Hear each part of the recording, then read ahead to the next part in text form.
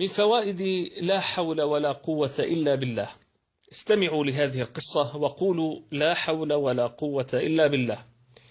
ذهب عوف بن مالك الأشجعي إلى رسول الله صلى الله عليه وسلم وقال له: يا رسول الله، إن ابني مالكا ذهب معك غازيا في سبيل الله ولم يعد، فماذا أصنع؟ لقد عاد الجيش ولم يعد مالك رضي الله عنه. قال رسول الله صلى الله عليه وسلم: يا عوف، أكثر أنت وزوجك من قول لا حول ولا قوة إلا بالله. ذهب الرجل إلى زوجته التي ذهب وحيدها ولم يعد، فقالت له: ماذا أعطاك رسول الله صلى الله عليه وسلم يا عوف؟ قال لها: أوصاني أنا وأنت بقول لا حول ولا قوة إلا بالله.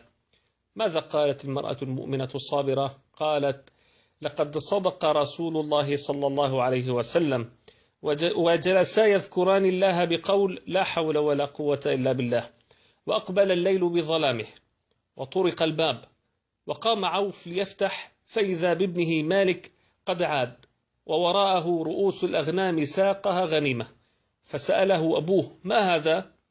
قال: إن القوم قد أخذوني وقيدوني بالحديد وشدوا أوثاقي، فلما جاء الليل حاولت الهروب فلم أستطع لضيق الحديد وثقله في يدي وقدمي، وفجأة شعرت بحلقات الحديد تتسع شيئا فشيئا حتى أخرجت منها يدي وقدمي، وجئت إليكم بغنائم المشركين هذه.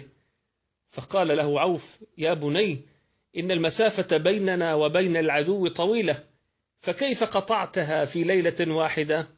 فقال له ابنه مالك: يا أبت، والله عندما خرجت من السلاسل شعرت وكأن الملائكة تحملني على جناحها. سبحان الله العظيم.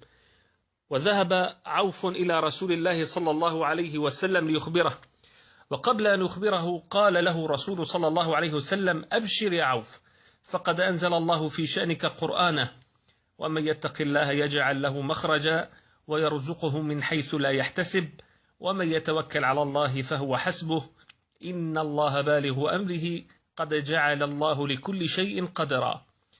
اعرف أن لا حول ولا قوة إلا بالله كنز من تحت عرش الرحمن، وهي دواء ل99 داء أيسرهم الهم. حتى إذا نويت نشر هذا الكلام انوي به خيرا، لعل الله يفرج لك بها كربة من كرب الدنيا.